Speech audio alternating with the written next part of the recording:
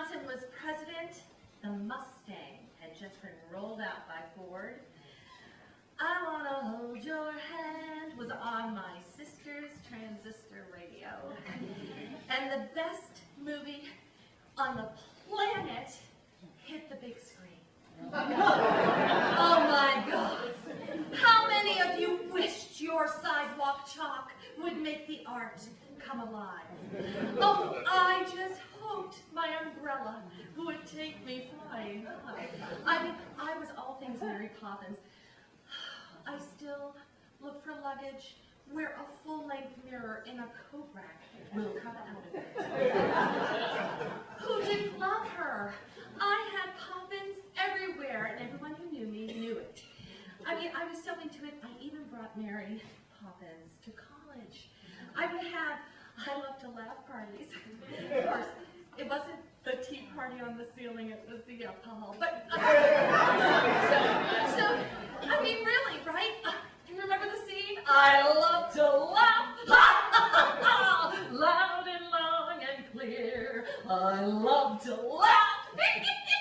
It's getting worse every year. Yeah, that was me. Of course, the lyrics changed the more we imbibed, but oh, was it fun. And then, after school, I'm heading out for my master's degree on the West Coast, and I'm in Sun Valley, Idaho skiing. I open up the Sun Valley Times, and there's a full-page ad for a nanny. And it's written by Jane and Michael Banks. They are sweet and kind of witty, very tall and very pretty. Oh, I had to answer it. I needed to know who was so clever as to put that in the paper. I didn't want to be a nanny. I was going to get my master's degree. But I had to meet the person who put the ad in. That started my 3-year odyssey as nanny Annie. They used to introduce me as their own Mary Poppins. Oh my God, it was an addiction. But it was a great thing, and to my knowledge so far from Facebook, those 40-year-old girls that were my charges are not in therapy because of me.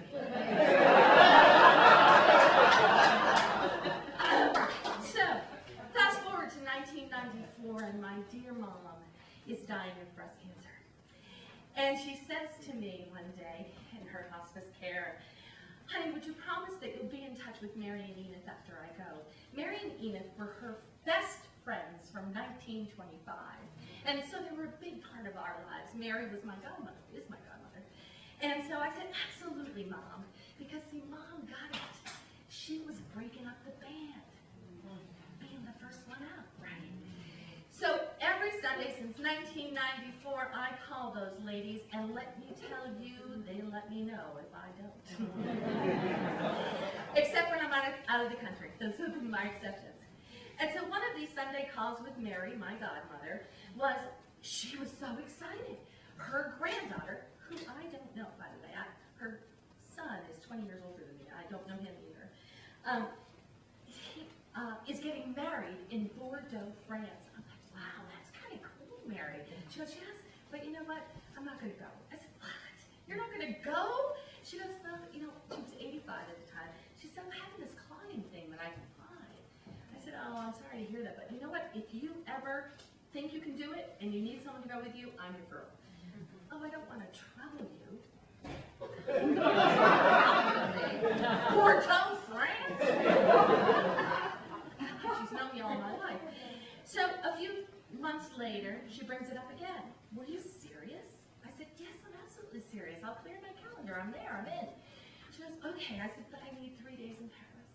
She says, okay, great. So it was planes, trains, oops, what did I do? Oh, there she is. There's Auntie Mary, planes, trains, and automobiles. This is at Charles de Gaulle, and she's exhausted but alive.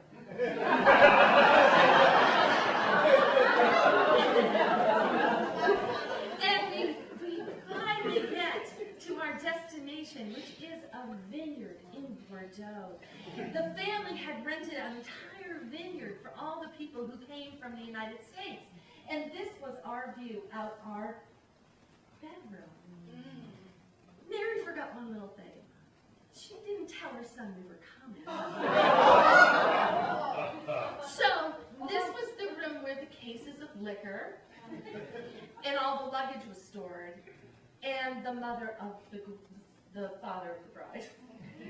So it was a little uncomfortable. I called it awkward in Bordeaux. I think it's going to be like a future novel of mine. So awkward in Bordeaux. The wedding was gorgeous. It was so incredible. Oh, what do you see? So there's the bride and the groom, and do you see her over here? Oh, just to have that picture captured that she was there. It warms my heart that we went. But at the reception, we were at this castle, and we're sitting inside, a little chilly, and everybody's out on the veranda overlooking all the vineyards. And she leans over to me, and she said, I can't wait for Paris. I'm thinking, hallelujah, neither can I. So I got this little boutique hotel in Montmartre, just in the shadow of the Sacré-Cœur, and right on the metro.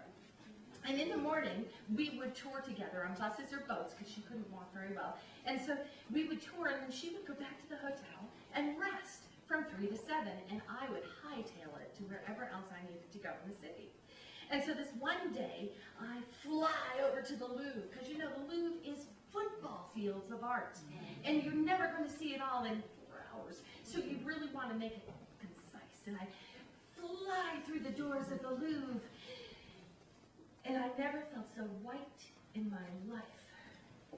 It was Asian Day. Not only was I 3 times as big, but I was clearly American. And so I grabbed my tour map and I started racing through to get to where I wanted to go. And it was at the Winged Victory statue where I heard, Winged Victory is the woman on the prow of the ship with her gowns flowing in the wind and her lips slightly touched by her hand, otherwise known as the Nike. I thought, I am following this dude. So I became the Louvre stalker. Now, I've been acting a long time, and I thought I was pretty good at it, so I thought I could pull this off. I would stay about 4 pieces of art away and lean in. Occasionally glance. Oops, I'm not keeping up with this. Okay. Occasionally glance at the photo or whatever. And by the way, all those folks that were there who weren't American or British or spoke English were doing the Dan Brown Da Vinci Code tours. There were novels everywhere, people writing in margins. I thought I was missing out on something.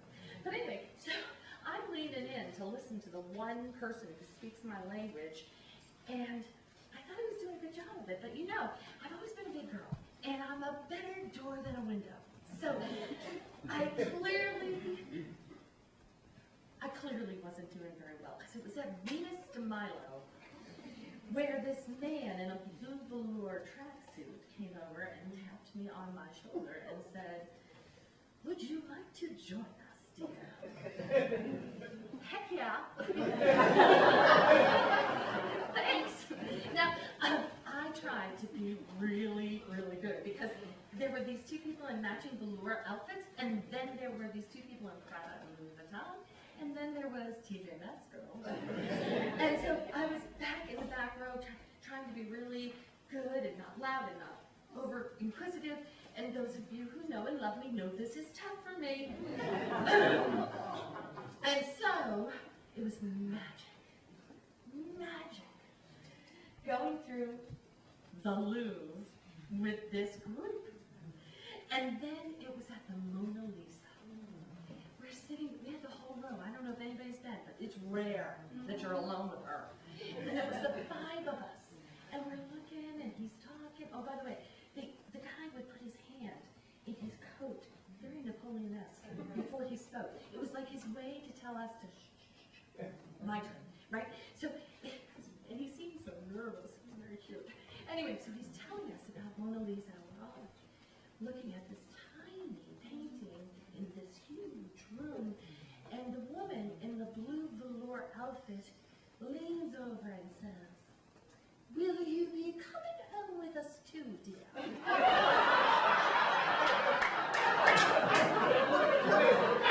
I knew it was sarcastic. Boy, it sounded so good and British. So I turned to her and I said, "Oh no, actually I'm here with my 86-year-old mom. It's her birthday. I've got to get back. But thank you so much for letting me." Oh, and then without thought or filter, I said, "Mary Poppins." And Julie Andrews took my hand, turned me to the Mona Lisa and said, "Blake got me this tour of the Louvre for my 73rd birthday. And you joined us." I said, "I love to laugh." Because at that moment I was 6. What do you... So she brought me over and introduced me to those people. And I don't even know. I said my goodbyes and I raced the football field lengths out of the Louvre, and I listened for an American accent or anybody who would understand that Mary Poppins is at the Mona Lisa. But nobody. I raced to my hotel, and sadly my auntie is very nervous that she's been abandoned in Paris. And I run in with my exuberance and out of breath, and I tell her the whole story. And God bless her, she has lived the Mary Poppins life of mine. And I tell her everything, and then she goes, "I had a pretty exciting day too." "Really? What happened?" And she goes, "My grandson called and sang me happy birthday." "In Paris?" I said. She goes, "Yes." "Like awkward in Bordeaux?" She goes, "Yes." I said, "You win."